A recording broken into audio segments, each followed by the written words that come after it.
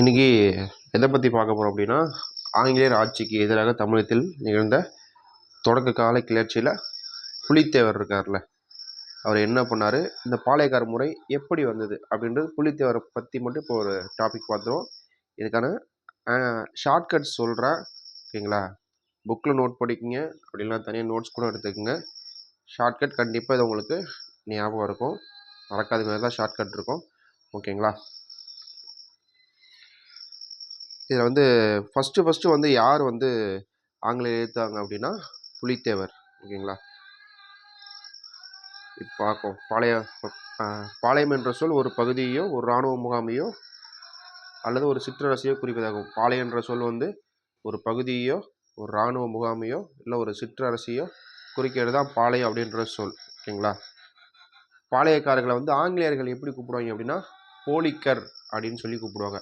பாளையக்காரர்கள் வந்து ஆங்கிலேயர் எப்படி கூப்பிடுவாங்கன்னா போலிக்கர்னு கூப்பிடுவாங்க.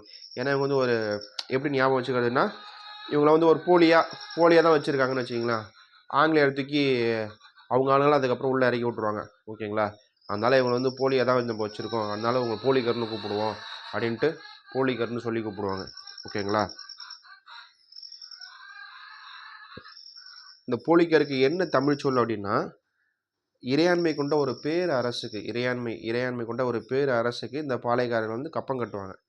அதாவது எப்படின்னா, இப்போ நான் இருக்கேன், நான் வந்து எனக்கு கீழே ஒரு ஆள் நியமித்து இந்த இடத்த நீ பார்த்துக்கப்பா, அந்த இடத்துல காசெல்லாம் வசூல் பண்ணி எனக்கு கொடு. ஃபைனான்ஸ் கம்பெனி ஞாபகம் வச்சிங்களேன், ஒரு ஃபைனான்ஸ் கம்பெனி இருக்குது, அதில் ஒரு ஹெட் ஒருத்தர் இருக்கார். அவர் வந்து 4-5 பேரை வேலைக்கு வச்சு அந்தந்த இடத்துல நீ இது உன்னோட ஏரியா, இது உன்னோட ஏரியா, எங்கே போய் வசூல் பண்ணிட்டு வான்னு சொல்லி அனுப்புகிறாங்களே, அதே தான் இது. போலிக்கர் அப்படின்னா என்னென்னா, இறையாண்மை கொண்ட ஒரு பேரரசுக்கு கப்பங்கட்டும் குடிநில அரசை குறிக்கும். பெரிய பேரரசுக்கு ஒரு கப்பம் மட்டும் குடிநில அரசை குறிக்கிறதா வந்து அந்த போலிக்கர் அப்படின்னு சொல்லி சொல்கிறாங்க, ஓகேங்களா?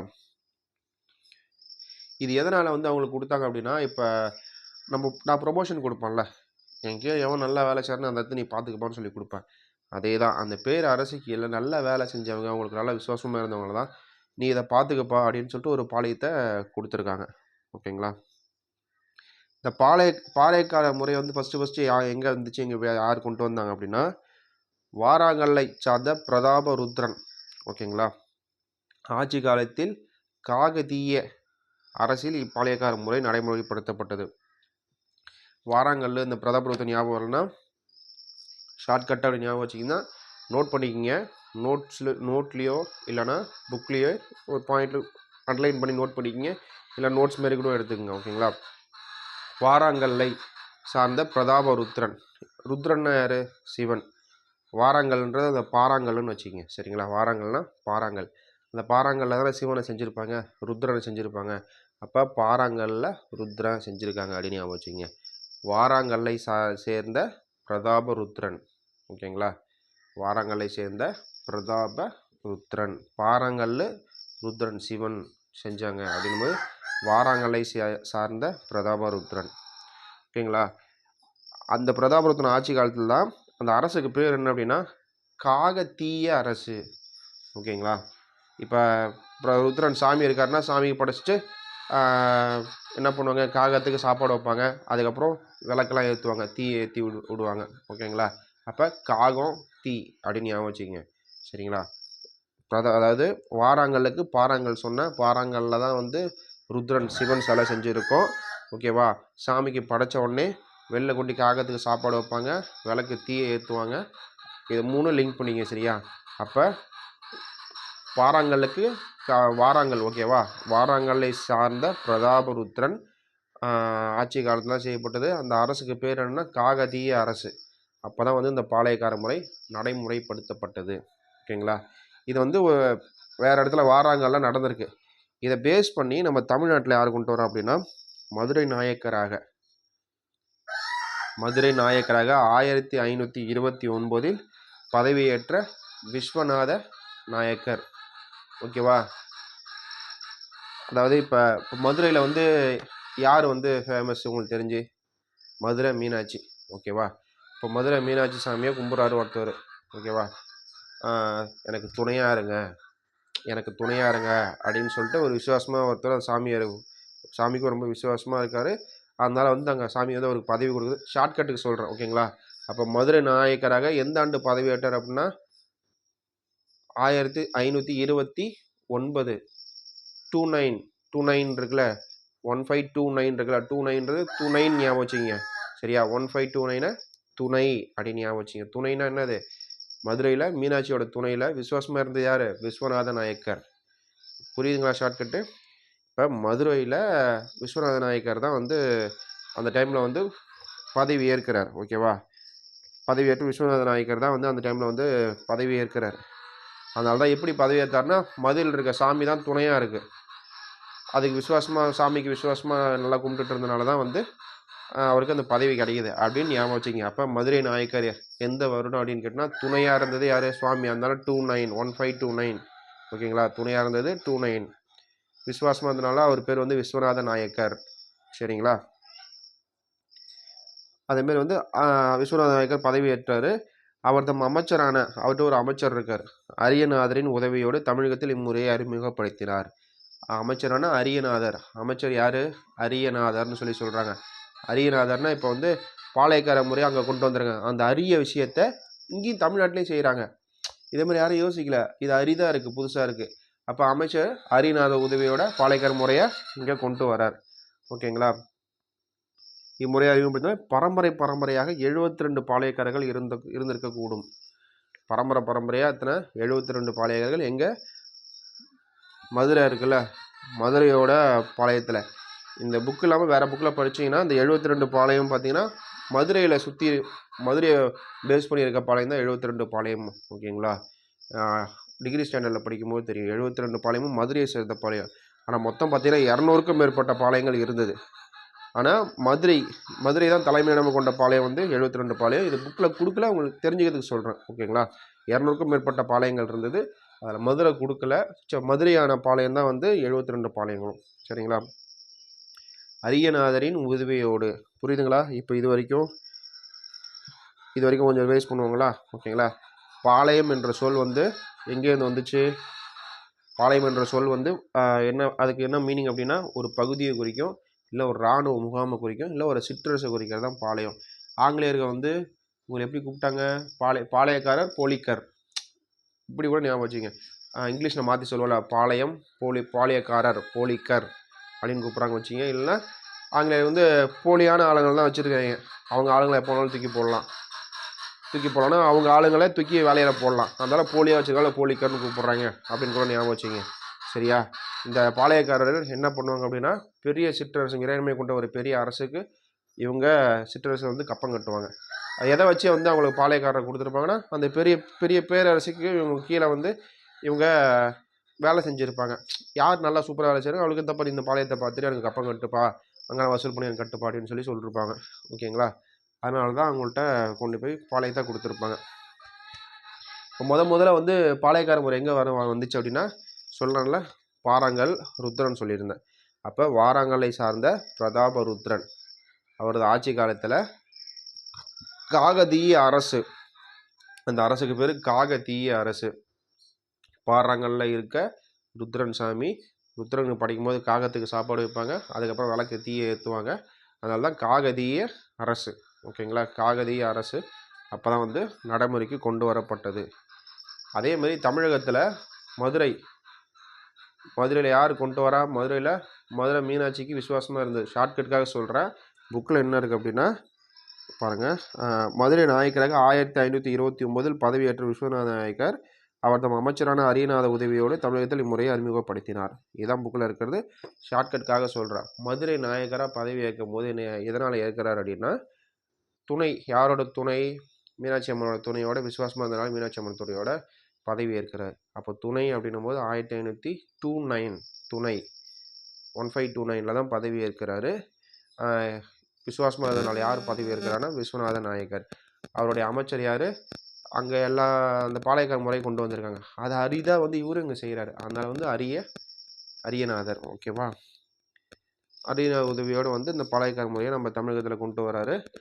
மொத்தம் எத்தனை பாளையம் அப்படின்னா 72 பாளையம். இப்போ நம்ம பாளையக்காரில் யார் பார்த்தீங்க அப்படின்னா, நம்ம இவர் கட்டபொம்மன்லாம் பார்த்தால என் கூட பெண்களுக்கு மஞ்சள் அரைத்தாயா, இதை மாதிரி சவுண்டாக பேசுவார்ல, சவுண்டு. பாளையக்காரங்க நல்லா சவுண்டாக பேசுவாங்க, நல்லா வீர தீரமாக இருப்பாங்க. அதனால தான் வந்து அவங்களுக்கு பாளையத்தை கொடுப்பாங்க. ஓகேவா? சவுண்டு 7-2 சவுண்டு 7-2 மறக்குதுன்னா ஞாபகம் வச்சுங்க. சவுண்டு பாளையக்காரங்க நல்லா சவுண்டாக பேசுவாங்க, அதனால 7-2. ஓகேவா? புரியுதுங்களா? இதுதான் பாளையக்காரு இது. அடுத்தது பாளையக்காரர்கள் வரி வசூலிப்பதும். பாளையக்காரர் வேலைன்னா வரி வசூலிக்கிறது, சட்ட ஒழுங்கை பார்த்துக்கிறது, அங்கே இருக்கிறதெல்லாம் பார்த்துக்கிறது தான் வந்து பாளையக்காரரோட வேலை. அதுதான் அவர்களது வந்து காவல் காக்கும் கடமைன்னு ஒன்று இருக்குது. அதுக்கு வந்து என்ன சொல்கிறாங்க, படிக்காவல் மற்றும் அரசு காவல். இதை எப்படி ஞாபகம் வச்சுக்கலாம்னா, படிக்காவல் காவல் காக்கல 2 முறை இருக்குது, படிக்காவல் மற்றும் அரசு காவல். இப்போ நம்ம பார்த்தீங்கன்னா கவர்மெண்ட்டில் பார்த்தீங்கன்னா அரசு வேலையை கொடுத்துருக்காங்க, அது நம்ம டெம்பரரியாக படி காசு கொடுத்து டெம்பரரியாக வச்சுருக்காங்க. அதே மாதிரி ஞாபகம் வச்சுக்க. சரியா? காவல் காக்கிற முறையில் படிக்காவல் படி காசை கொடுத்து காவல் காக்கிறது, ஒருத்தன் வந்து பர்மனெண்ட்டாக இருக்கான் அரசு காவல் அப்படின்ற மாதிரி ஞாபகம் வச்சுக்க. படிக்காவல் அரசு காவல். ஓகேங்களா? காவல் காக்கும் முறையில் படிக்காவல் அரசு காவல். இதுதான் வந்து காவல் காக்கும் ரெண்டு இது இருக்குது. படிக்காவல் ஒன்று, அரசு காவல் ஒன்று. பல்வேறு சந்தர்ப்பங்களில் நாயக்க ஆட்சியாளர்கள் தங்கள் அதிகாரத்தை தக்க வைத்துக் கொள்ள பாளையக்காரர்கள் உதவி புரிந்தனர். இப்போ நாயக்கர்லாம் இருக்காங்களே, இப்போ யாருன்னா மதுரை நாயக்கருக்கு கீழே தான் வந்து பாளையக்காரர்கள் இருக்காங்க. ஓகே, மதுரை நாயக்கர் யார்? விஸ்வநாத நாயக்கர். விஸ்வநாத நாயக்கர் தான் பெரிய ஆள். அவருக்கு கீழே தான் வந்து அந்த பாளையக்காரர்கள்லாம் இருக்காங்க. இப்போ விஸ்வநாத நாயக்கருக்கு ஏதாவது ஒரு பிரச்சனை வரும்போது என்ன பண்ணுவாங்க, இந்த பாளையக்காரர்கள்லாம் சேர்ந்து அவருக்கு உதவி செய்வாங்க. அதை தான் அங்கே கொண்டு கொடுத்தாங்க. தனிப்பட்ட உறவு புரிதல் இருந்தனால மதுரை நாயக்கரால் இம்முறை நிறுவப்பட்டிருந்தாலும் 200 ஆண்டுகள் வந்து 200 ஆண்டுகளுக்கு மேலாக ஆங்கிலேயர் உள்ளே என்ட்ரார் வரைக்கும் இந்த பாளையக்கார முறை தாங்க யூஸ் ஆகிருக்கு. ஓகேவா? 200 ஆண்டுகளாக இந்த பாளையக்கார முறை தாங்க யூஸ் ஆகிருக்கு. அடுத்து கிழக்கு மற்றும் மேற்கு பாளையம். இப்போ கிழக்க வந்து ஒரு பாளையமும் மேற்கு பாளையம் அப்படின்னு சொல்லி 2ஆக பிரிச்சிருக்காங்க. ஓகேவா? நாயக்க மன்னரால் உருவாக்கப்பட்டது எத்தனை பாளையம்? 72 பாளையம். 7-2 சவுண்டு. பாளையம்னா பாளையக்காரங்களாம் எப்படி நல்லா சவுண்டு விடுவாங்க. ஓகேவா? அதனால் பாளையம் வந்து 7-2. கிழக்கு மற்றும் மேற்கு என்று இரு தொகுதியாக பிரிக்கப்பட்டது. கிழக்கு பாளையம் வேறு, மேற்கு பாளையம் வேறு அப்படின்னு பிரிக்கப்பட்டது. ஓகேவா? கிழக்கில் அமையப்பட்ட பாளையம் என்னென்ன பாளையம் அப்படின்னு பார்த்தீங்க அப்படின்னா, சாத்தூர், நாகலாபுரம், எட்டயபுரம் மற்றும் பாஞ்சாலங்குறிச்சிலாம் கிழக்கில் அமைஞ்சது. மேற்கில் அமைஞ்சது என்னென்னு பார்த்தீங்க அப்படின்னா, ஊத்துமலை, தலைவன்கோட்டை, நடுவக்குறிச்சி, சிங்கம்பட்டி, சேத்தூர். ஓகேங்களா? அதில் வந்து கிழக்கில் சாத்தூர், மேற்கில் சேத்தூர். இதுக்கு ஷார்ட்கட் எப்படி பார்த்தீங்கன்னா, ஏட்டுக்கிழவன் நாகத்தை பாஞ்சி அடித்தான். ஓகேவா? பாஞ்சி சாத்துனா. ஏட்டுக்கிழவன், கிழவன்றது கிழக்கு, ஏட்டுன்றது எட்டயபுரம், பாஞ்சி அப்படின்றது பாஞ்சாலங்குறிச்சி. நாகத்தை பாஞ்சி சாத்துனா அப்படின்னா நாகன்றது நாகலாபுரம், சாத்தனான்றது சாத்தனூர். ஓகேவா? ஏட்டுக்கிழவன் நாகத்தை பாஞ்சி சாத்துனா. ஓகேவா? ஏட்டுக்கிழவன் நாகத்தை பாஞ்சி சாத்துனா. நாக ஞாபகம் வரணும். நாகத்தை பாஞ்சி சாத்தினாரு ஏட்டுக்கிழவன். ஓகேவா? ஏட்டுக்கிழவன் நாகத்தை பாஞ்சி சாத்தினாரு. அது கிழக்க இருக்கிறது இது. ஓகேங்களா? கிழக்க இருக்கிறதுக்கு ஏட்டுக்கிழவன் நாகத்தை பாஞ்சி சாத்தினாரு. புரியுதுங்களா? ஏட்டுன்றது எட்டயபுரம், கிழவன்றது கிழக்கு பகுதியில் இருக்கிறது தான் இது. ஓகேவா? ஏட்டுக்கிழவன் நாகத்தனா நாகலாபுரம், பாஞ்சினா பாஞ்சாலங்குறிச்சி, சாத்துனார்னா சாத்தனூர். ஓகேவா? இதுதான் கிழக்கு. அடுத்தது மேற்கு அப்படின்னும் போது மேற்கு மேலே அப்படின்னு வச்சுங்க, மேலேருந்துன்னு வச்சுங்க. சரியா? அப்போ மேற்குன்றது மேல் பகுதியை பற்றி சொல்லுதுன்னு வச்சுங்க. சரியா? அப்போ ஊத்துமலை. இப்போ மலை இருக்குன்னா மலை மேலே தான் ஊறி இல்லை பனியெல்லாம் உருவி மலை மேலேருந்து தான் கீழே வரும். அப்போ மேற்குன்னா மேலேன்னு வச்சுங்க. ஊத்துமலை உயரத்துலேயே வச்சுங்க, ஊத்துமலை. அடுத்தது தலைவன்கோட்டை. மேலே இருக்கவங்க யார்? ஃபஸ்ட்டு எல்லாத்துக்கும் மேலே இருக்கிறது தலைவன் தான் மேலே இருப்பார். ஓகேவா? ஊத்தும் மேலே இருந்து தான் வரும், அதனால் ஊத்துமலை. தலைவனும் ஃபஸ்ட்டு எல்லாருக்கும் மேலே இருக்கிறது தான் தலைவன், அதனால் தலைவன் கோட்டை. அடுத்தது சிங்கம்பட்டி. தலைவனை சிங்கம் மாதிரி இருக்குன்னு சொல்லுவோம்ல, இப்போ காட்டுக்கே ராஜா சிங்கம்தான், அப்போ அதுவும் ஒரு தலைவன், சிங்கம்பட்டி. அடுத்தது தலைவனோட வேலை என்ன? நடுவுநிலைமையாக இருக்கிறது, சேர்த்து வைக்கிறது தான் தலைவனோட வேலை. அப்போ நடுநிலைமையாக இருக்கிறது தான் தலைவன். இங்கே இருக்கவும் சண்டை போடக்கூடாது, நடுவுநிலைமையில் தீர்ப்பு சொல்லி அனுப்புறது தான் தலைவனோட வேலை. அப்போ நடுவக்குறிச்சி. நடுவில் இருந்து சேர்த்து வைக்கிறது தான் வேலை. அப்போ சேத்தூர். ஓகேவா? புரியுதுங்களா? ஃபஸ்ட்டு ஊத்துமலை, மலை மேலேருந்து ஊற்றுறதுனால மேற்குனாலே மேலேருந்து ஊற்றணும்னு சொன்னேன். ஊத்துமலை. ஓகேவா? ஊத்துமலை. மேலே அப்போ வேறு யார் இருப்பானா? தலைவன் இருப்பார். அப்போ தலைவன் கோட்டை. தலைவனை வேறு எப்படி சொல்லலாம்? சிங்கம் மாதிரி இருக்கார் பாரு அந்த தலைவன் அப்படின்னு சிங்கத்துக்கு கூட தான் தலைவரை ஒப்பிடுவோம். அப்படின்னும் போது சிங்கம்பட்டி ஜமீன் பார்த்துருப்பீங்களா? சிங்கம்பட்டி ஜமீன் யார் வருவா? சிவகார்த்திகேயன் ஒருவர் பாருங்க. சிங்கம்பட்டி ராஜா ஆஃப் சிங்கம்பட்டின்னு இருக்கும் பாரு. அதான் அந்த சிங்கம்பட்டி ராஜாவும். அப்போ தலைவன் கோட்டை. தலைவன் யாருன்னு இப்படி சொல்லுவான்? சிங்கம்னு சொல்லுவான். தலைவனோட வேலை என்ன? நடுவு நிலைமையாக இருந்து சேர்த்து வைக்கிறது தான் அவனோட வேலை. அப்போ நடுவை குறிச்சி சேத்தூர். புரியுதுங்களா? கிழக்கு வந்து ஏட்டுக்கிழவன் நாகத்தை பாஞ்சி சாத்தினார். ஓகேவா? அப்போ ஏட்டுன்றது எட்டயபுரம், கிழவன்றது தான் கிழக்கு, பாஞ்சுன்றது பாஞ்சாலங்குறிச்சி, நாகத்தன்றது நாகலாபுரம், சாத்தனார்ன்றது சாத்தனூர். ஓகேங்களா? அதில் சாத்தனூர்னு இருக்கும், அதில் சேத்துன்னு இருக்கும். ஊற்று மேலேருந்து தண்ணி வந்தால் கீழே சேராயிடும். சாத்தனூருக்கும் சேத்துக்கும் வித்தியாசம் கரெக்டாக இருக்கணும். ஓகேவா? சாத்துற இடத்துல சாத்தனூர் வரும். சேத்துன்றது ஊத்து மலையிலேருந்து மேலே தண்ணி கீழே வந்துச்சுன்னா கீழே சேராயிடும். அது ஞாபகம் இருக்கணும். புரியுதுங்களா? அடுத்தது மேற்கு ஊத்துமலை. மேலே ஹைட்டாக இருக்கிறது யார்? தலைவர் தான் இருப்பார். பேரத்தில் இருக்கிற தலைவர். தலைவன் கோட்டை. அடுத்தது தலைவன் எப்படி கம்பேர் பண்ணுவோம்? சிங்கத்து கூட சிங்கம்பட்டி. அடுத்தது என்னது? சிங்கம்பட்டியா? சிங்கம்பட்டிக்கு அப்புறம் அவரோட வேலை என்ன? நடுவில் இருக்கிறது சண்டை போடாமல் நடுவு நிலைமையாக இருந்து சேர்த்து வைக்கிறதா வேலை. அப்போ நடுவை குறிச்சி சேத்தூர்.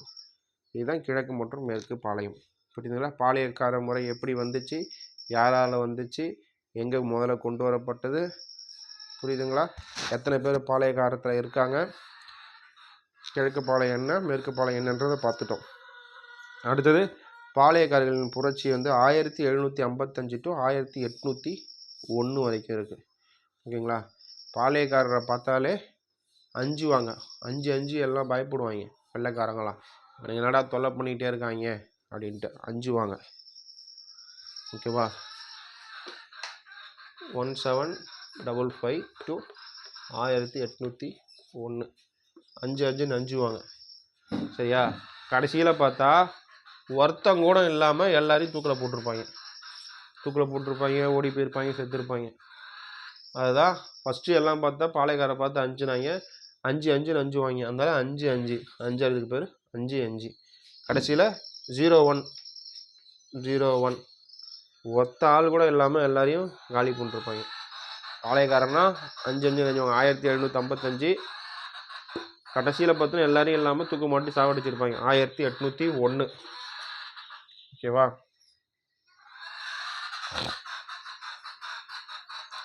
ஃபஸ்ட்டு வந்து என்னென்னா, கர்னல் ஹெரான் தலைமையிலான கம்பெனியின் படை ஒன்றை அழைத்து கொண்டு மார்ச் 1755 மாபூஸ் கான் திருநெல்வேலிக்கு சென்றார். ஓகேவா? இப்போ கர்னல் ஹெரான் தலைமையிலான கம்பெனி படை ஒன்று. கர்னல் ஹெரான் என்ற ஒரு ஆங்கிலேயர். அவர் வந்து ஒரு கம்பெனி படையோட போகிறாரு. அவர் தான் தலைமை தாங்குறாரு. கூட யார் போகிறாரு அப்படின்னா, ஆற்காடு நவாபின் சகோதரர் மாபூஸ் கான் கூட போகிறாரு. மாபூஸ் கான் தான் வந்து இப்போ இட்டுட்டு போகிறார். ஆற்காடு நவாபோட சகோதரர் மாபூஸ் கான் வந்து ஒரு கம்பெனி படை, ஆங்கிலேய கம்பெனி படைக்கு தலைமை யார் ஏற்கிற அப்படின்னா கர்னல் ஹெரான். ஓகேவா? எந்த வருஷம் போகிறாங்கன்னா 1755. அப்போ தான் வந்து அவங்க போகிறாங்க, திருநெல்வேலிக்கு போகிறாங்க. திருநெல்வேலிக்கு போகிற வழியில் மதுரை தாண்டி தான் போகணுமோ, மதுரை எளிதாக அவங்க கைப்பற்றிடுறாங்க. அதை தொடர்ந்து கம்பெனிக்கு கீழ்ப்படிய மறுத்து வந்த புலித்தேவரை அடக்க கர்னல் ஹெரான் பணிக்கப்பட்டார். இப்போ என்ன அப்படின்னா, கர்னல் ஹெரான் புலித்தேவரை பிடிக்கிறதுக்கு ஒரு ஆளை அனுப்புகிறாங்க. அவர் பேர் என்னன்னா கர்னல் ஹெரான். கர்னல்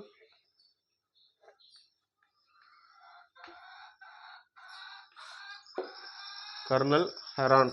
இப்போ எப்படி வச்சுக்கிறீங்கன்னா, இப்போ புலித்தேவரை பிடிக்கிறதுக்கு போகிறாங்க. அப்போ என்ன பண்ணுறாங்க, காரில் உட்காந்துக்கிட்டு யார் வழியில் இருக்காங்களோ கார்னு அடிச்சுட்டே போகிறாங்கன்னு வச்சுங்க. அப்போ காரில் கர்னல், காருக்கு கர்னல், ஹார்ன் அடிச்சுட்டே ஃபஸ்ட்டு உள்ளே போகிறாங்க. யார் அது அப்படின்ட்டு எப்போ போகிறாங்க, அதே தான் 1755. புளியை பார்த்தாலே நம்ம அஞ்சுன்னு அஞ்சுவோம்ல. புளியை பார்த்தாலே நம்ம அஞ்சுவோம். ஐயோ புளி வந்துச்சு அப்படின்ட்டு அஞ்சுவோம். பயங்கரமாக அஞ்சுவோம்ல. அப்போ 2 வாட்டிக்கு 5 ஞாபகம் வச்சுங்க. அஞ்சுவோம். கர்னல் ஹெரான் இப்போ என்ன பண்ணுறாரு, புலித்தேவரை பார்க்கறது காரில் தான் போகிறாரு. ஏன்னா புலி வந்து நடந்து போனால் அடிச்சிடும்ல, அதனால் காரில் ஹார்ன் அடிச்சுக்கிட்டே போகிறாரு. அப்போ யார் போகிறா, யார் தலைமையிலான company,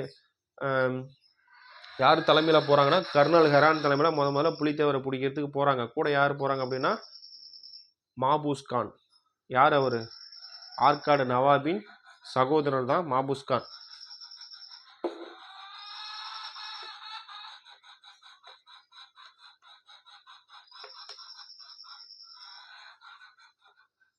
Mahfuz Khan kernel Heron தலைமையில் தான் அங்கே ஒரு கூட்டம் போகுது. அந்த கூட்டத்துக்கு கூட போகிறது யாருன்னா மாபூஸ் கான், அவரோட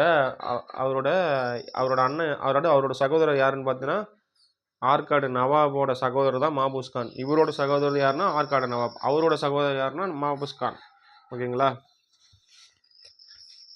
இப்போ மாபூஸ் கான் போகிறாரு, கர்னல் ஹெரான் போகிறாரு. இப்போ மாபூஸ் கான் இப்போ புளியை பார்த்தோன்னே புஷ்ஷுன்னு போயிடுவார் இவர். சரியா? புளியை பார்த்தோன்னே மாபூஸ்கான் புஷ்கன் ஓடி போடுவார் அப்படின்னு ஞாபகம் வச்சுங்க. சரியா? 2 பேர் போகிறாங்க. யாருன்னா புலித்தேவரை பிடிக்கிறதுக்கு கர்னல் ஹெரான் போகிறாரு, காரில் ஹார்ன் அடிச்சுக்கிட்டே போகிறாரு. கர்னல் ஹெரான் ஃபஸ்ட்டு போகிறது யாருன்னா கர்னல் ஹெரான், காரில் ஹார்ன் அடிச்சுட்டே போகிறாரு. அவர் பேர் போகிறாரு. கூட யார் போகிறாருன்னா மாபூஸ் கான், புஷ்ஷுன்னு போகிறவர் ஒருத்தர் போகிறார். புலியை பார்த்தோன்னே புஷ்ஷுன்னு போகிறார். 1755 போகிறாங்க. ஓகேவா? புலித்தேவரோட ஆண்டு என்னென்னா 1755 to 1767. ஓகேங்களா? புளியை பார்த்தோன்னே அஞ்சுவோம். எப்போ அஞ்சுவோம்? 6வது 7வதுல அஞ்சுவோம். ஓகேங்களா? அப்படின்னு ஞாபகம் வச்சுங்க. புலித்தேவரோட ஆண்டு என்ன அப்படின்னா 1755 to 1767. பிறந்த ஆண்டில் அவர் அந்த பாளையக்காரத்தில் இருந்து அவர் இறந்த ஆண்டு வரைக்கும். ஓகேவா? 1755 to 1767. அஞ்சுவோம். புளியை பார்த்தா எப்போ? 6வது 7வது படிக்க வரைக்கும் அஞ்சுவோம். அதுக்கப்புறம் வளர்ந்துருவோம். அதுக்கப்புறம் அஞ்ச மாட்டோம் அப்படின்னு ஞாபகம் வச்சுங்க. இல்லைன்னா 5, 6, 7 அப்படின்னு வருஷலாக வரும். புலித்தேவரோட அஞ்சுவோம் ஞாபகம் வச்சுக்கிட்டிங்கன்னா அதுக்கப்புறம் 6, 7 தான் வரும் அப்படின்னு ஞாபகம் வச்சுங்க. சரிங்களா? இப்போ வந்து ஆற்காட்டு நவாபோட இவங்களும் சேர்ந்து புலித்தேவரை பிடிக்கிறதுக்கு போகிறாங்க. போகிற வழியில் மதுரை இருக்குது. மதுரையில் அப்படியே சண்டையை போட்டு மதுரையை கைப்பற்றிடுறாங்க. அதுக்கப்புறம் திருநெல்வேலிக்கு போகிறாங்க. திருநெல்வேலி போய் கைப்பற்றலை. அப்போ என்ன பண்ணுறாரு? புலித்தேவர் வந்து இவங்களுக்கு கப்பங்கட்ட மறுக்கிறாரு, சண்டை போடுறாரு. அப்படின்னும் போது நீ தான்ப்பா கர்னல் ஹெரான், நீ தான்ப்பா போயிருக்க, நீ தான் அவனை பிடிச்சிட்டு வரணும் அப்படின்ட்டு இவனை தான் வந்து பணிக்கப்படுறாரு. இவரை வந்து பணிக்கு வைக்கிறாங்க. நீ தான் அவன் பிடிச்சி வருன்னு சொல்லிட்டு பணிக்கப்படுறாரு. அப்புறம் என்ன ஆகுதுன்னா மேற்கு பகுதியில் இருந்த பாளையக்காரர்கள்லாம் இருக்காங்கள்ல, அவங்களாம் வந்து புலித்தேவருக்கு ஃபுல் சப்போர்ட்டு. அப்படின்னும் போது கர்னல் ஹெரான் போனால வந்து ஒன்றும் பண்ண முடியல. சரியா? ஒன்றும் பண்ண முடியல. இப்போ பீரங்கி இல்லை, குண்டு இல்லை, துப்பாக்கி இல்லை, எதுவுமே இல்லை. புலித்தேவர் அத்தனை மேற்கு சைடில் இருக்க பாளையக்காரெல்லாம் இவருக்கு சப்போர்ட்டாக இருக்காங்க. அவரோட படையெல்லாம் இவருக்கு சேர்ந்து உதவி செய்யுது. அப்படின்னும் போது கர்னல் ஹெரானால் ஒன்றும் பண்ண முடியல. அப்போ திரும்பினா அவர் மதுரைக்கு திரும்பி ரிட்டர்ன் வந்துடுறாரு. ஏன்னா ஃபஸ்ட்டே மதுரையை கைப்பற்றிட்டாங்கல்ல. மதுரையை கைப்பற்றினா அது அவங்க இடமா இருக்குது அப்படின்னும் போது இவர் வந்து திருநெல்வேலிக்கு போயிருந்தார். அங்கே போய் கைப்பற்றலான்னு பார்க்கும்போது ஒன்றும் பண்ண முடியல. அப்படின்னும் போது இவ்வளோ பேர் இருக்காங்களே, நம்மள்ட்ட ஒன்றுமே ஆயுதம் எதுவுமே இல்லை. திரும்பி பின்வாங்கி வந்துடுறாரு.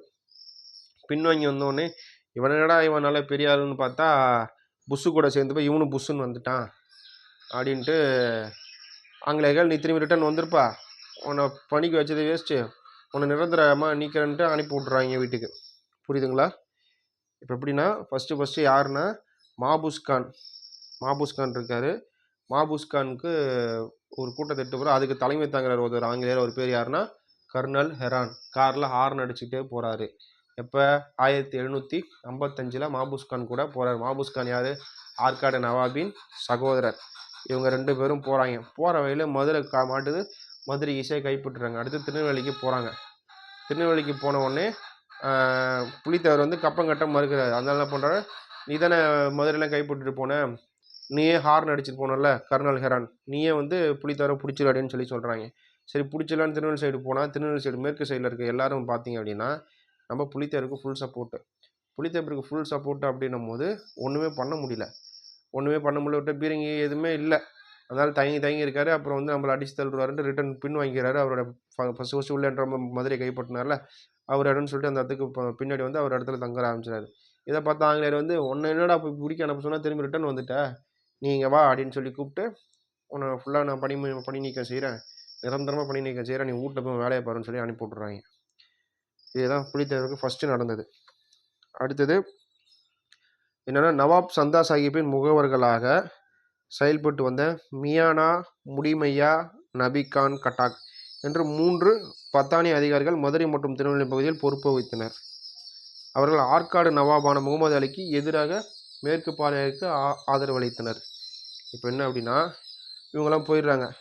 போனவொடனே புலித்தேவர் வந்து என்ன பண்ணுறாரு, இதுக்கப்புறம் நமக்கு வந்து ஏதாவது தொல்லை கொடுப்பாங்க போவாங்க, நம்ம என்ன பண்ணலாம் அப்படின்னு புலித்தேவர் யோசிக்கிறாரு. புலித்தேவர் யோசிக்கும் போது அப்போ வந்து அங்கே ஒரு பொறுப்பில் இருக்காங்க. யார் யார் அப்படின்னு பார்த்தீங்கன்னா,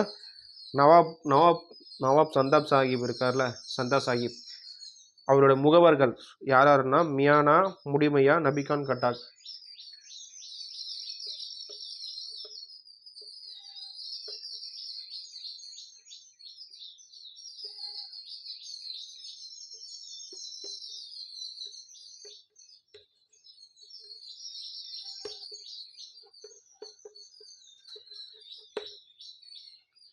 யார் இவங்க? சந்தா சாஹிப்.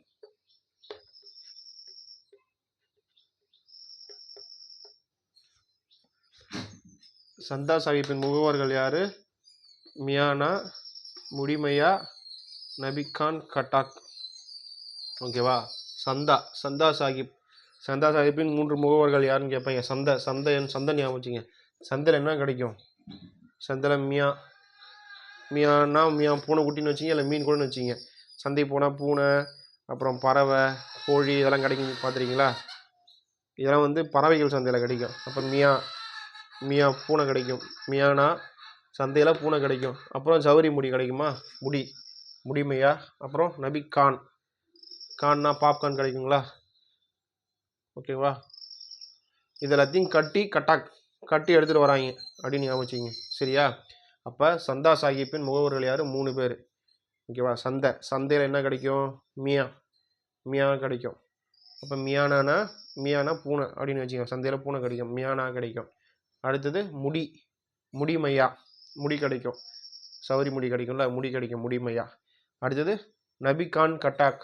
அடுத்து அங்கே இதெல்லாம் வாங்கிட்டு அடுத்து பாப்கார்ன் வாங்குறீங்க, அந்த பாப்கார்னில் நபிகான். இது எல்லாத்தையும் போட்டு மூட்டையில் கட்டி எடுத்து வரீங்க. சரியா? அப்போ சந்தா சாஹிப்பின் 3 முகவர்கள் யார்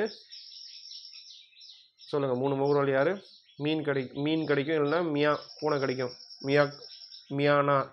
அடுத்தது முடிமையா, சௌரி முடி கிடைக்கும், முடிமையா. அடுத்தது கான் கிடைக்கும், அதை கட்டி எடுத்து வரீங்க, நபிகான் கட்டாக். ஓகேங்களா? 3 பேர் தான் நவாப் சந்தா சாஹிப்போட முகவர்கள். இவங்க தான் என்ன பண்ணுறாங்க, மதுரை மற்றும் திருநெல்வேலி, இவங்க 3 பேரும் தான் என்ன பண்ணுறாங்க, மதுரை மற்றும் திருநெல்வேலியில் பொறுப்பு வகிக்கிறாங்க.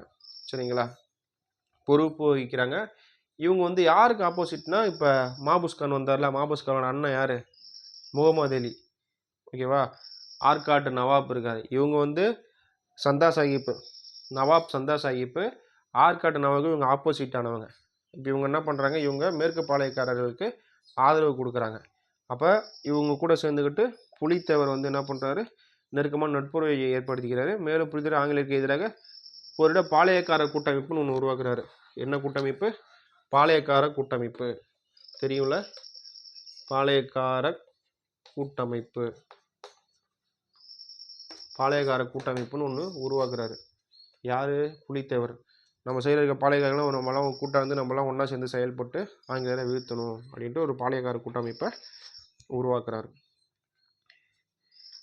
இதில் வந்து யார் யார் சேரல அப்படின்னா, சிவகிரி, ஓகேங்களா, சிவகிரி, பாஞ்சாலங்குறிச்சி, எட்டயபுரம். சிவகிரி, பாஞ்சாலங்குறிச்சி, எட்டயபுரம், இந்த 3மே வந்து இதில் சேரல. இப்போ பாளையக்கார கூட்டமைப்பில் யார் சேரல அப்படின்னா, சிவகிரி, பாஞ்சாலங்குறிச்சி, எட்டயபுரம். இது யார் யார் சேரலன்னா, சிவகிரி, பாஞ்சாலங்குறிச்சி, எட்டயபுரம். ஓகேங்களா? சிவகிரி பாளையமும் பாஞ்சாலங்குறிச்சி பாளையம், எட்டயபுரி சேரல. ஏட்டு வந்து பாஞ்சி அடித்தார். எதை அடித்தார்? நாகத்தை அடித்தார். அதனால் வந்து சிவனுக்கு பிடிக்கல. அதனால் பாஞ்சு அடித்தனாலையும் ஏட்டையும் வந்து போகடான்னு சொல்லிட்டாரு அப்படின்னு ஞாபகம் வச்சிங்கள. ஏட்டு வந்து பாஞ்சு அடித்தனால சிவனுக்கு பிடிக்கல. ஓகேவா? எட்டயபுரம், பாஞ்சாலங்குறிச்சி, சிவகிரி இது 3மே வந்து அந்த பாளையக்கார் கூட்டமைப்பை உருவாக்குனார்ல, அதில் வந்து புலித்தேவர் உருவாக்கின பாளையக்கார் கூட்டமைப்பில் 3மே வந்து சேரலை. ஓகேங்களா? இங்கே சேரலை அப்படின்னோடனே இவங்கெல்லாம் ஆங்கிலேயர்கள் அவங்க பக்கம் வச்சுக்கிட்டாங்க. அது இல்லாமல் 2 பேர் வந்து ஆங்கிலேயருக்கு ஆதரவு கொடுக்குறாங்க. யாருன்னா ராமநாதபுரம் மட்டும் புதுக்கோட்டை மன்னர்கள் வந்து ஆங்கிலேயர்கள் ஆதரவு பெறுறாங்க. யார்? ராமநாதபுரமும் புதுக்கோட்டை மன்னர் ஆதரவும் வந்து ஆங்கிலேயர்கள் பெறுறாங்க. அப்போ யார் யார் வந்து புலித்தேவருக்கு எதிராக இருக்காங்க அப்படின்னா சிவகிரி பாளையக்காரம், பாஞ்சாங்குறிச்சி பாளையக்காரம், எட்டயபுரத்து பாளையக்காரர்கள்லாம் வந்து ஆங்கிலேயருக்கு ஆதரவு கொடுக்குறாங்க. புலித்தேவருக்கு ஆப்போசிட்டாக இருக்காங்க. இது இல்லாமல் 2 பேர் யாருன்னா ராமநாதபுரம் மன்னர் மட்டும் புதுக்கோட்டை மன்னர் வந்து ஆங்கிலேயருக்கு ஆதரவு கொடுக்குறாங்க. ஓகேங்க. ஆதரவு கொடுத்தோன்னே அப்புறம் என்ன பண்ணுறாரு, சரி ஒரு புலித்தேவர் கூட்டமைப்பு உருவாக்கிட்டோம். நம்ம புலித்தேவர் என்ன பண்ணுறாரு, இவர்கிட்ட போகிறாரு. மைசூரை சேர்ந்த மைசூர் பக்கத்தில் யார்? ஹைதர் அலி. மைசூர் ஹைதர் அலிகிட்ட வந்து மைசூர் ஹைதர் அலிட்டையும் ஃப்ரெஞ்சுக்காரட்டையும் ஆள் பலத்தை கேட்குறாரு. படைப்பலம் கொடுங்க அப்படின்னு சொல்லி கேட்குறாரு. ஆனால் வந்து மைசூர் ஹைதர் அலியால் புலித்தேவருக்கு உதவி செய்ய முடியல. ஏன் உதவி செய்ய முடியல அப்படின்னா மைசூர் ஹைதர் அலிக்கும் மராத்தியர் இருக்காங்கல்ல, மராத்தியர் 2 பேருக்கும் ஆல்ரெடி பயங்கரமான கடும் போர் நடந்துகிட்ருக்கு. அங்கே போர் நடந்துகிட்ருக்கு. அவங்களுக்கு ஆள் வச்சுருப்பாரா இல்லை புலித்தேவர் கொடுப்பாரா அப்படின்னும் போது அந்த டைமில் வந்து அவர் பயங்கர போரில் பிஸியாக இருந்தார். அப்படின்னும் போது இவருக்கு ஆள் தர முடியல. யார்கிட்ட? புலித்தேவர் வந்து ஃபஸ்ட்டு என்ன பண்ணுறாரு, பாளையத்தை உருவாக்க எல்லாம் ஒன்று சேருவோன்னு சொல்லி சொல்கிறாரு, சேர்க்கிறாரு. அதில் யார் யார் சேரல? சிவகிரி சேரல, எட்டயபுரம் எட்டப்புன்னு பேர் வந்தா கெட்ட பையன் பேர் எனக்கு, அதனால் எட்டயபுரம் சேரல, பாஞ்சாலங்குறிச்சி சேரல. சிவகிரி, பாஞ்சாலங்குறிச்சி, எட்டயபுரம் 3மே வந்து இந்த பாளையக்கார கூட்டத்தில் சேரல. சேராத போது என்ன ஆகுது அப்படின்னா இந்த 3 பேரையும் ஆங்கிலேயர்கள் கூட்டுக்கிறாங்க. இது இல்லாமல் ராமநாதபுரம் மற்றும் புதுக்கோட்டை மன்னர்களை அவங்க ஆதரவை பெறுறாங்க ஆங்கிலேயர்கள். அதுக்கப்புறம் என்ன ஆகுது அப்படின்னா இந்த கூட்டத்தை ஆரம்பித்ததுக்கப்புறம் இன்னும் படைபலம் வேணும்ன்ட்டு ஹைதர் அலி, மைசூரில் இருக்கிற ஹைதர் அலிக்கிட்ட அப்புறம் ஃப்ரெஞ்சுக்காரட்டையும் படையை கேட்குறாங்க. கேட்கும்போது என்ன ஆகுதுன்னா ஹைதர் அலியால் வந்து இவருக்கு உதவி செய்ய முடியல. ஏன்னா ஏற்கனவே வந்து அவர் வந்து மராத்தியோட சண்டை போட்டுட்ருக்காரு. அப்படின்னும் போது அவருக்கு அங்கே பார்க்கணும். அப்படின்போது அவர் இவங்களுக்கு உதவி செய்யலை. அடுத்தது என்ன நடக்குதுன்னா களக்காடு போர்னு ஒன்று வருது. இப்போ காடுனா யார் ஜெயிப்பா? களக்காடு. காடுனாலே புலி தான் ஜெயிக்கும். இதில் இப்போ நம்ம புலி தான் ஜெயிக்கிறாரு. ஓகேவா? களக்காடு போர். காடுனாலே புலி தான் ஜெயிக்கும். சரியா? அப்போ களக்காடு போரில் புலி தான் ஜெயிக்கிறாரு. இது என்னென்னு பார்ப்போம். இதேமாதிரி கூட்டத்தை கூப்பிட்டு திரட்டுறாரு. திரட்டும் போது என்ன ஆகுதுன்னா அடுத்தது அவங்க கூட்டுறது உடனே இங்கே என்ன பண்ணுறாங்க, இப்போ ஆங்கிலேயர்கள் என்ன பண்ணுறாங்க, ஏற்கனவே வந்து நம்ம ஆள் தான் போயிட்டு திரும்பி ரிட்டர்ன் வான்னு சொல்லிட்டு வேலையை விட்டு அனுப்பிட்டாங்க. இதுக்கப்புறம் வந்து புலித்தேவர் எடுத்துக்குன்னு ஆள் யாரும் இன்னும் போகல. அப்படின்னும் போது இப்போ நவாப் இருக்கார்ல, ஆற்காடு நவாப், யார்? முகமது அலி என்ன பண்ணுறாரு, நம்ம தம்பி புஸ்கான் இருக்கார்ல, புஸ்கானுக்கு ஒரு கொஞ்சம் படையை அனுப்புகிறார். ஒரு 600 பேரை அனுப்புகிறார். அதுக்கப்புறம் ஆங்கிலேயருக்கு ஒரு 1000 பேரை புஸ்கான் கூட அனுப்புகிறாங்க. திரும்பி போய் நீங்கள் சண்டை போடுங்க அப்படின்னு சொல்லிட்டு புஸ்கானோட அண்ணன் முகமது அலி ஒரு 600 பேரையும், ஆங்கிலேயர்கள் வந்து ஒரு 1000 பேரையும் போய் பிடிங்கன்னு சொல்லிட்டு அனுப்புகிறாங்க. அது இல்லாமல் கர்நாடக பகுதியிலேருந்து குதிரைப்படை மற்றும் காலாட்படைனா நடந்து போகிறாங்களே, இப்படி வச்சு நடந்து போவாங்களே, அதுதான் காலாட்படை. நாங்கள் அனுப்புகிறோன்னு சொல்லி எல்லாமே அனுப்புகிறாங்க. இதை தெரிஞ்சுக்கிட்ட நம்ம புலித்தேவர் என்ன பண்ணிட்டாரு, சரி இவங்கள்ட்ட கேட்டு பார்த்தோம், நம்மள்ட்ட ஆள் கிடைக்கல அப்படின்னு டக்குன்னு திருவிதாங்கூர் எங்கே இருக்குது? கேரளாவில் இருக்குது. திருவிதாங்கூர் மன்னர்கிட்டேருந்து 2000 பேரை வாங்குறாரு. யார்? நம்ம புலித்தேவர். புஸ்கான் அந்த 1600 பேர் மட்டும் அந்த காலாட்படை மற்றும் குதிரைப்படை வர்றதுக்கு முன்னாடியே அந்த களக்காட்டில் 2000 பேரை கொண்டு போய் இறக்கிடுறாரு. யார்? புலித்தேவர். இறக்குனவொடனே வந்து புஸ்கான் படை தோற்கடிக்கப்படுது. அதில் வந்து புலித்தேவர் வெற்றி பெறுறார். களக்காடு போரில் ஜெயித்தது யாருன்னா புலித்தேவர். ஓகேவா? காடுன்னு வந்தால் புலி தான் ஜெயிக்கும். அப்போ களக்காடு போரில் ஜெயித்தது யாருன்னா புலித்தேவர். புஸ்கான் தோற்று போயிடுறார். புரியுதுங்களா? இப்போ ஏற்கனவே வந்து நம்ம கர்னல் ஹெரான் காரில் ஹார்ன் அடிச்சுக்கிட்டே போயிருந்தார். போகிற வழியில் மதுரையை கைப்பற்றிட்டே போனார். திருநெல்வேலிக்கு போயிருந்தார்.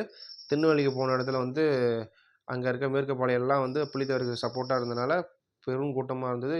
இவர்கிட்ட பீரங்கி எதுவுமே இல்லை அப்படிங்கும்போது திரும்பி மதுரைக்கே பின்வாங்குறார். மதுரை பின்வாங்கினே ஆங்கிலேயர் வந்து தம்பி நீ என்ன அவனை பிடிக்கான கூட்ட திரும்பி பின் வாங்கிட்டு கூப்பிட்டு நீ வீட்டுக்கு போன்னு சொல்லிட்டு நிரந்தர பணி நீக்க பண்ணி அனுப்பிடுறாங்க.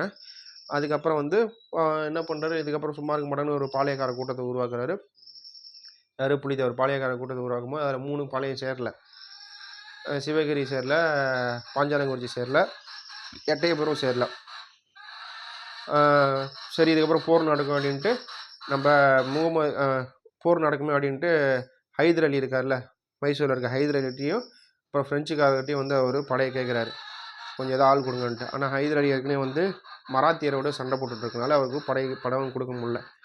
அதுக்குள்ளே டக்குன்னு இவர் படை ஆள் தட்டிட்டு இருக்கும்போது டக்குன்னு என்ன பண்ணிட்டாங்க, மாபூஸ் கானோட அண்ணன் இருக்கார்ல முகமது அலி, அவர் வந்து படைபலத்துக்கு ஆள் கொடுத்துறாரு. அவர் 600 பேருக்கு அனுப்பி விட்றாரு. அப்புறம் மைசூரை சேர்ந்த கர்நாடகாவை சேர்ந்த காலாடு படை, குதிரை படையெல்லாம் வரும்னு சொல்லி அனுப்பிடுறாரு. ஆங்கிலேயருக்கு ஒரு 1000 பேரை அனுப்பி விட்றாங்க. இவர் வந்து இதுமாதிரி ரெடி பண்ணிட்டு இருக்கும்போது அனுப்பி விட்றாங்க. டக்குன்னு தெரிஞ்சுக்கிட்ட நம்ம புலித்தேவர் 2000 பேரை திருவிதாங்கூர், கேரளாவில் இருக்க திருவிதாங்கூர் இருக்குல்ல, அங்கேருந்து 2000 ஆட்களை களக்காட்டில் ஏற்கனவே ஆல்ரெடி இறக்கி வச்சிடறாரு. இவங்க வர்றதுக்குள்ளே இறக்கிறாரு. சண்டை நடந்து அதில் புலித்தேவர் ஜெயிச்சிடுறாரு. இதுதான் நடந்தது. ஓகேவா? அடுத்தது யூசுப் கானுக்கும் புலித்தேவருக்குமான சண்டை எப்படின்னு பார்க்குறோம். இப்போ புலித்தேவர் தலைமையில் ஒருங்கிணைப்பட்ட பாளையக்காரர்கள் எதிர்ப்பு திருநெல்வேலி பகுதியில் ஆங்கிலேயர் நேரடியாக தலையிடுவதற்கான வாய்ப்பை ஏற்படுத்தி கொடுத்தது. இப்போ இதுமாதிரி தோற்று போயிடுறாங்க. ஃபஸ்ட்டு கர்னல் ஹெரான் வந்துட்டு போயிடுறாரு. அதுக்கப்புறம் மாபூஸ் கான் மட்டும் தனியாக யாரும் ஆங்கிலேயர் ஆள் இல்லாமல் மாபூஸ் கான் மட்டும் நேராக சண்டை போகிறார். அப்பயும் தோற்று போயிடுறாரு. இப்போ என்ன ஆகுதுன்னா, இதை மாதிரி தோற்று போகிறனால வந்து பாளையக்காரர்கள் வந்து நல்லா ஸ்ட்ராங் ஆகிட்டாங்க. இப்போ வந்து ஆங்கிலேயர்கள் வந்து நேராக உள்ளே என்ட்ராகிறதுக்கான வழி இதுதான் வகுக்குது. திருவிதாங்கூர் மன்னரின் ஆதரவோடு 1756 டு 1763 7 வருஷம் திருவிதாங்கூர் மன்னரோட சப்போர்ட்னால 7 வருஷம் வந்து புலித்தேவர் தலைமையிலான திருநெல்வேலி பாளையர்கள் நவாபின் அதிகாரத்தை எதிர்ப்பதை முழு நோக்கமாக கொண்டிருந்தனர். இந்த 7 வருஷமாக திருவிதாங்கூர் மன்னரோட சப்போர்ட் இருந்தனால இந்த 7 வருஷமாக 1756 அவர் சப்போர்ட் இருந்தனால யாருக்கும் 5-6 ஒருத்தர் சப்போர்ட் நம்ம யாருக்கும் 5 மாட்டல, தனியாக போனால் கொஞ்சம் பயப்படும், அடிச்சு கிடிச்சு போடுவாங்களான்ட்டு. ஒரு 2-3 பேர் சப்போர்ட்டுக்கு வந்தாங்கன்னா யாருக்கும் 5 மாட்டோம்ல, அந்த மாதிரி. அப்போ வந்து புலித்தேவர் வந்து யாருக்கும் 5-6. ஓகேவா?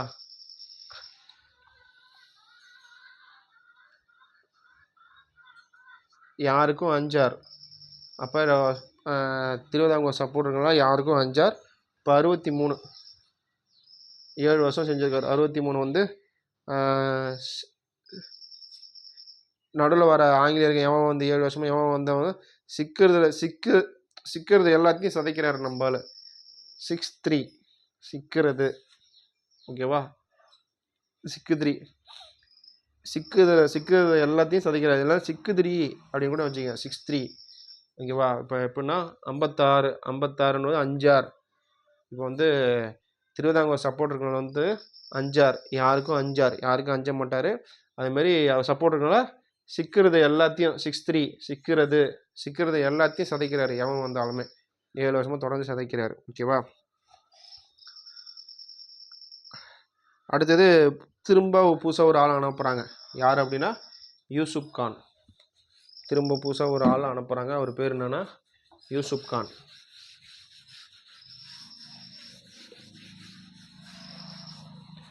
ஷார்ட்கட்லாம் நோட் பண்ணி வச்சிங்க, புக்கில் நோட் பண்ணிக்கோங்க, இல்லை நார்மலாக நோட்டில் நோட் பண்ணிக்கங்க.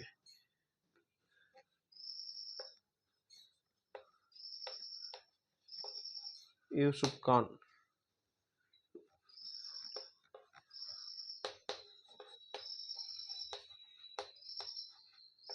கான் சாஹிப்.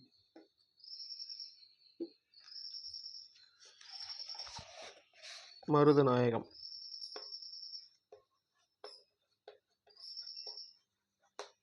யூசுப் கானுக்கு 3 பேர் இருக்கு. யூசுப் கான், கான் சாஹிப், மருதநாயகம். மருதநாயகம் தான் அவரோட ஃபஸ்ட்டு பேர். ஓகேங்களா? மருதநாயகத்துலேருந்து, அதாவது அவர் வந்து மதம் மாறினால யூசுப் கான், கான் சாஹிப் அப்படின்னு கூப்பிடப்பட்டார். ஓகேங்களா? யூசுப் கான், கான் சாஹிப், மருதநாயகம். மருதநாயகத்துலேருந்து தான் கான் சாஹிப் யூசுப் கானாக மாறினார். ஓகேவா? சூப் சாப்பிட்டுக்கிட்டே கான் சாப்பிட்லாம் அப்படின்னு ஞாபகம் வச்சுக்கிங்க. மறக்குது அப்படின்னா மருத நாயகம். நாயகம்னா நாயகம் படம் பார்க்க போகிறோன்னு வச்சுக்கிங்க. எல்லாம் ஓகேவா? நாயகன் படம் பார்க்க போகிறீங்க, இல்லைனா மருது படம் பார்க்க போகிறீங்கன்னு வச்சுக்கிங்க. மருது படமும் நாயகம் படமும் பார்க்க போகிறீங்க அப்படின்னா, நாயகன் வந்து கமலுது, மருது வந்து நம்ம விஷாலுது. மருது நாயகம் படம் பார்க்க போகிறீங்கன்னா, மருது படம் பார்க்குற வந்து சூப் குடிக்கிறாரு யூசுப் கான். நாயகன் படம் பார்க்குற வந்து பாப்கார்ன் சாப்பிட்ற கான் சாகிப் இப்படின்னு கூட ஞாபகம் வச்சுக்கிங்க. சரியா? இல்லைனா மருதநாயகம் படம் ரெண்டுமே கம்பைன் பண்ணி ஒரு படம் ஓடுது, அதில் சூப் குடிச்சிட்டே கான் சாப்பிட்றாங்க அப்படின்னு கூட ஞாபகம் வச்சுங்க. ஞாபகத்துக்காக மட்டும்தான் சொல்கிறேன்.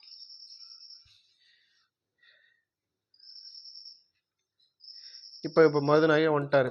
மருதநாயகம் இவர் வந்து என்ன பண்ணுறாரு, இவர் வந்து புலித்தேவரை பிடிக்கிறதுக்காக அனுப்புகிறாங்க. ஆனால் என்ன ஆகுது அப்படின்னா, திருச்சிராப்பள்ளியிலிருந்து தான் எதிர்பார்த்த பெரும் பீரங்கி மற்றும் வெடிப்பொருட்கள் வந்து சேருமாறு புலித்தேவர் மீது தாக்குதல் தொடுக்க அவர் ஆயத்தமாகவில்லை. பிரெஞ்சு படைகளோடு ஒரு புறமும் ஹைதர் அலி மற்றும் மராத்தியரோடு மறுபுறமும் ஆங்கிலேயர் போரிட்டு ஈடுபட்டு கொண்டிருந்தால் பீரங்கி படை செப்டம்பர் 1726 தான் வந்து சேர்ந்தன. இப்போ என்ன, யூசுப் கானை வந்து அனுப்பிட்டாங்க. யூசுப் கானை போய் நீ புலித்தேவரை புடி அப்படின்னு சொல்லி அனுப்பிட்டாங்க. திருச்சிராப்பள்ளிக்கு வந்து இவர் வந்து பீரங்கி வரும், குண்டு வரும் அப்படின்னு யூசுப் கான் எதிர்பார்த்துட்டு இருக்காரு.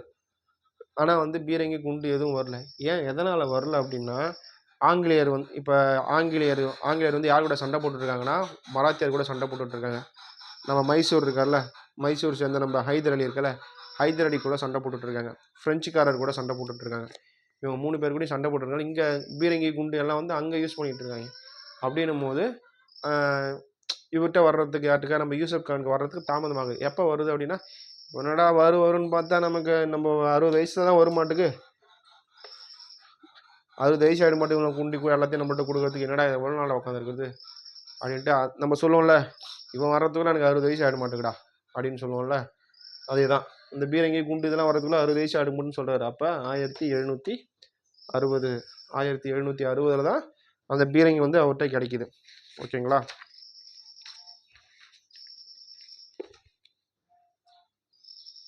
யூசுப் கான் நெற்கட்டும் செவல் கோட்டையை முற்றுகையிடுவதற்காக நடத்திய தாக்குதல் 2 மாதங்கள் நடந்தது. அதாவது நம்ம புலித்தேவருடைய இடம் வந்து தான் வந்து நெற்கட்டும் செவல். அந்த இடத்துக்கு நம்ம பீரங்கி குண்டெல்லாம் வந்தோடனே நம்ம ஆள் அங்கே போயிடுறாரு. 1760 வந்து பீரங்கி குண்டு நமக்கு யாருக்கு, யூசுப் கான், மருதநாயகம், கான் சாகிப், ஒரு 3 ஒரே பேர் தான், ஒரு ஆளோட பேர் தான். இவருக்கு யூசுப் கானுக்கு அந்த பீரங்கி குண்டு 1760 கிடைச்சோடனே டைரெக்டாக நெற்கட்டும் செவலுக்கு போயிட்டு புலித்தேவரை இடத்த கைப்பற்றுறதுக்கு போயிடுறாரு. அப்போ புலித்தேவருக்கும் யூசுப் கானுக்கும் சண்டை நடக்குது. எவ்வளோ நாள் நடக்குதுன்னா 2 மாதம் நடக்குது. 2 மாதம் நடக்குது. 1761 மே 16 புலித்தேவரின் 3 முக்கிய கோட்டைகள் நெற்கட்டும் செவல், வாசுதேவநல்லூர் மற்றும் பனையூர் கைப்பற்றப்படுது. எப்படின்னா என்னென்ன ஊர்? பனையூர்,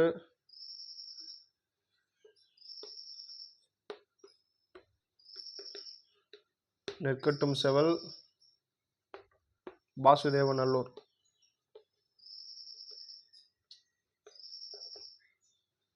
இது 3மே வந்து கைப்பற்றார் யார்? யூசுப் கான். நம்ம நல்லா அர்னால்டு மாரி போயிட்டு கைப்பற்றுறது. இந்த அர்னால்டு எதுக்கு சொல்கிறேன் அப்படின்னா பின்னாடி சொல்கிறேன். நல்லா அர்னால்டு தான் 3 இடத்த கைப்பற்றிருக்காரு. நல்லா பயங்கரமான அர்னால்டு. அப்போ அர்னால்டு எவ்வளோ ஸ்ட்ராங்காக இருப்பார். 3 இடத்த ஒரே டைமில் கைப்பற்றாரு. பனையூர்னு யார்? விஜய் வருவார் ஞாபகம். அப்போ விஜய் வந்து இருக்க இடத்துல சாப்பாடு நல்லா போடுறாங்கல்ல, நெற்கட்டும் செவல். இப்போ நம்ம விஜயை பார்க்க போனீங்கன்னா நிறைய சாப்பாடு போடுவார். இப்போ நெல்லை வச்சு சாப்பாடு போடுவார் நெற்கட்டும் செவல். நெல்லோட வாசனை பயங்கரமாக இருக்கும். அங்கே நல்ல சாப்பாடாக போடுவாங்க. ரேஷன் அரிசி மாதிரி வீணாக போன சாப்பாடுலாம் கிடையாது. வாசனை நல்லா பயங்கரமாக இருக்கும். அப்போ பனையூர் போனீங்கன்னா நெல் அவிச்சு சாப்பாடு போடுவாங்க. நெற்கட்டும் செவல் வாசனையாக இருக்கும் அந்த நெல். அதனால் வாசுதேவநல்லூர். ஓகேங்களா? இது எப்போ கைப்பற்றாரு அப்படின்னு பார்த்தீங்கன்னா 1761 மே 16. மே 16 யூசுப் கான் எதை கைப்பற்றுறாரு. ஓகேங்களா?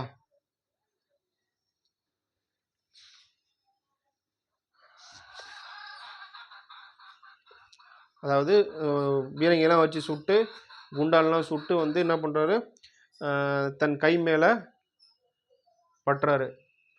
ஓகேவா? கைப்பற்றார். ஓகேவா? கை மேலன்றதுக்கு மே ஞாபகம் வச்சுங்க. நம்மளோட கை மேலே அவர் கை மேலே வந்துடுது. இப்போ என்ன பண்ண கை பத்துறாரு. ஓகேவா? 10 16 ஓகேவா? கை பற்றாருக்கு 16 கை பத்திரார் 16 ஓகேவா? அவர் கை மேலே வந்துடுது. குண்டால சுட்டு அவர் கைக்கு கிடச்சிருது. அவர் கை மேலே சென்னை சைடில் பார்த்தா என் கை மேலே கொடு, என் கையில் வை அப்படின்னு அது பேசுவாங்க. அதேமாரி அவர் கை மேலே வந்துடுது. ஓகேங்களா? அப்போ மேலே வந்ததுனால கை பத்தினார் அதை கை பத்தினார் அப்படின்னும் போது 16 மே 16 கை பத்திடுறாரு. 1761 ஓகேவா? அவருக்கு குண்டு 60 கிடைக்குது. அப்படியே அடுத்த வருஷத்துலேயே 61 ஞாபகம் வச்சுங்க. அடுத்த வருஷமே அப்படியே அடுத்த வருஷத்துலேயே டக்குன்னு கைப்பற்றிடுறாரு. ஓகேவா? ஒரே டைம் தான் போகிறாரு. அப்போ 60 கூட ஒன்று கூட்டுங்க, 61 ஒரே டைம் தான் போகிறாரு. உடனே கைப்பற்றுறாரு. ஞாபகம் இருக்குங்களா? குண்டு அவருக்கு பீரங்கில் எப்போ கிடைக்குது? எப்படா வந்து சேருது? 60 வயசுல கிடச்சிரும் அப்படின்னு சொல்லி வர்றதுக்கு 60 வயசு ஆகிடும் அப்படின்றனால 60 ஞாபகம் வச்சுக்கிங்க. கை பத்துறாரு. அவர் கை மேலே வந்துடுது. அதனால கை மேலே வந்துடுது. பத்துறாரு அப்படின்னும் போது 16 ஓகேவா? ஒரே ஒரு இதில் தான் 60 கிடைக்குது. அடுத்து 61 வந்து அதை கைப்பற்றிடுறாரு. ஓகேங்களா? என்னென்ன கைப்பற்றுறாரு? பனையூர்னா தெரியும். விஜயை பார்க்க போனோம் அப்படின்னா அங்கே சாப்பாடு போடுவாங்க. அப்போ நெல்லை வேவிச்சு சாப்பாடு போடுவாங்க. அந்த நெல் வந்து வாசனையாக இருக்கும். அப்போ பனையூர், நெற்கட்டும் செவல், வாசுதேவநல்லூர். வாசனையாக இருக்கிறதுக்கு வாசுதேவநல்லூர். ஓகேங்களா? இந்த 3 இடத்தையும் கைப்பற்றுறாரு. நல்லா அர்னால்டு மாதிரி அவ்வளோ ஸ்ட்ராங்காக நின்று கைப்பற்றுறாரு. இதற்கிடையே பாண்டிச்சேரியை கைப்பற்றிய ஆங்கிலேயர்கள் பிரெஞ்சுக்காரர்களின் முக்கியத்துவத்தை முழுவதும் குறைந்தனர். பாண்டிச்சேரி அந்த டைமில் வந்து பாண்டிச்சேரியை வந்து ஆங்கிலேயர் கைப்பற்றுறாங்க. அப்போ பிரெஞ்சுக்காரங்க முக்கியத்துவமாக இருந்தாங்க. அதை ஃபுல்லாக குறைச்சிட்டாங்க. அவங்க பயங்கர ஆளாக இருந்தாங்க பிரெஞ்சுக்காரர்கள். அதை எல்லாத்தையும் அடித்து தள்ளிட்டு ஆங்கிலேயர் அங்கே கைப்பற்றுறாங்க. இதன் விளைவாக பிரெஞ்சுக்காரர்கள் உதவி கிடைக்காதது என்று இந்த பாளையக்காரர் ஒற்றுமை உடைய துவங்கியது. அப்போ பிரெஞ்சுக்காரங்க அடித்து காலி பண்ணிட்டாங்க. அப்படிங்கும்போது பிரெஞ்சுக்காரர் உதவியும் நமக்கு கிடைக்காது. ஃபஸ்ட்டு யார்கிட்ட உதவி கேட்டிருந்தாங்க? ஹைதர் அலிகிட்ட கேட்டிருந்தாங்க. மைசூர் இருக்க ஹைதர் அலிகிட்ட கேட்டிருந்தாங்க. அதுக்கப்புறம் ஃப்ரெஞ்சுக்காரர்கிட்ட உதவி கேட்டிருந்தாங்க. அந்த டைமில் 2 பேருமே கொடுக்கல. ஓகேவா? அப்படி ஏன்னா 2 பேருமே சண்டை போட்டுட்டு இருந்தாங்க. அதனால கொடுக்கல. இப்போ ஃப்ரெஞ்சுக்காரரையும் அடித்து பிடிச்சிட்டு ஆங்கிலேயரும் கைப்பற்றிடுறாங்க. அப்படிங்கும்போது ஃப்ரெஞ்சுக்காரர் உதவி கண்டிப்பாக கிடைக்காதுன்னு பாளையக்காரர் முடிவு பண்ணிக்கிறாங்க. இதை அடுத்து என்ன பண்ணுறாங்க? திருவிதாங்கூர், சேத்தூர், ஊத்துமலை மற்றும் சுரண்டை. ஓகேங்களா? பாளையக்காரர் உதவி கிடைக்காதவொடனே டக்குன்னு என்ன பண்ணுறாங்க? ஏற்கனவே புலித்தேவர் கூட இருந்தவங்க யார்? திருவிதாங்கூர் மன்னர் தான் ஃபஸ்ட்டு உதவி செஞ்சார். திருவிதாங்கூர் மன்னர் இப்போ ஆங்கிலேயர் பக்கம் போயிடாரு. திருவிதாங்கூர், ஊத்துமலை, சேத்தூர், சுரண்டை. ஓகேவா? இவங்க 4 பேருமே வந்து என்ன பண்ணிடுறாங்க? யார் கூட போயிடுறாங்க? சுரண்டைன்றது இப்போ புதுசாக என்ட்ரு ஆகுது. இவங்க 4 பேருமே வந்து ஆங்கிலேயர் பக்கம் போயிடுறாங்க.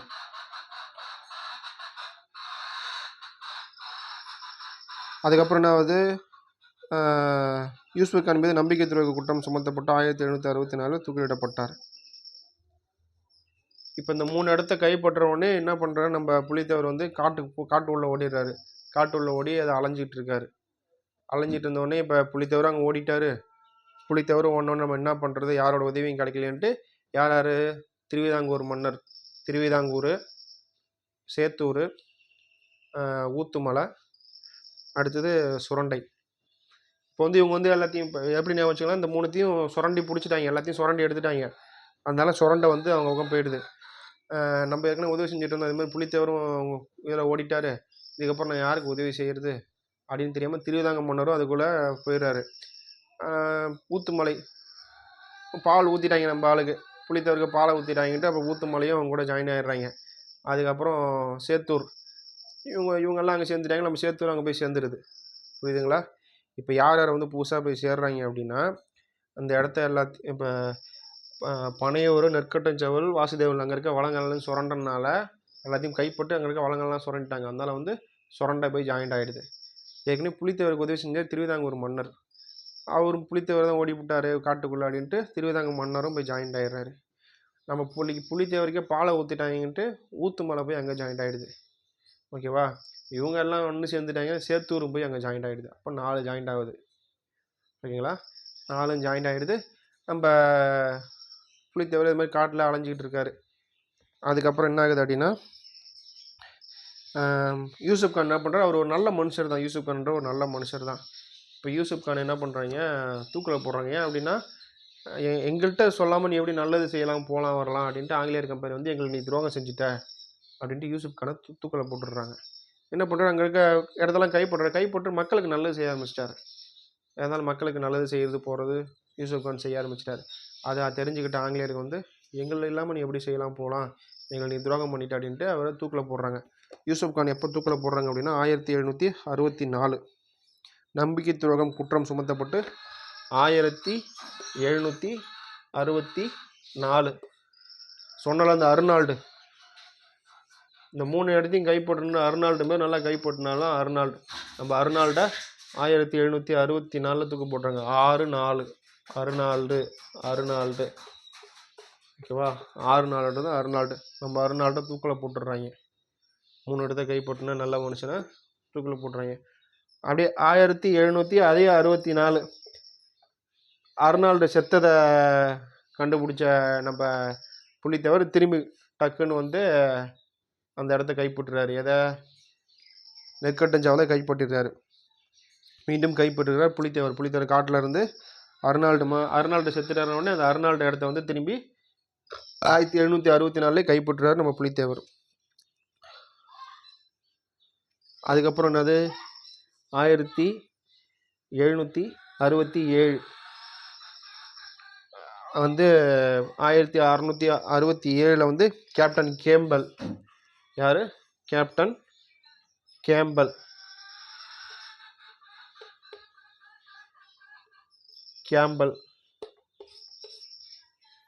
1764 வந்து அர்னால்டை தூக்கில் போட்டுறாங்க. அர்னால்டு மாதிரி இருந்த நம்ம யூசுப் கான் தூக்கில் போட்டுறாங்க. அர்னால்டு மாதிரி இருந்த யூசுப் கான் செத்த உடனே அர்னால்டுனா 6-4 அர்னால்டு ஓகேவா, 6-4 தான் அர்னால்டுன்னு சொல்கிறேன். அர்னால்டை தூக்கில் போட்ட உடனே வந்து அர்னால்டு இருக்கிற இடத்துல டக்குன்னு வந்து நம்ம புலித்தேவர் பிடிச்சிடாரு. 6 எந்திரா 6-7 ஓகேவா, 6 எந்திரான்ட்டு யார் வராரு, நம்ம புலித்தேவருக்கு பெல் அடிச்சு பால் மணி அடிச்சிடுறாரு. யாரு? கேம்பெல்.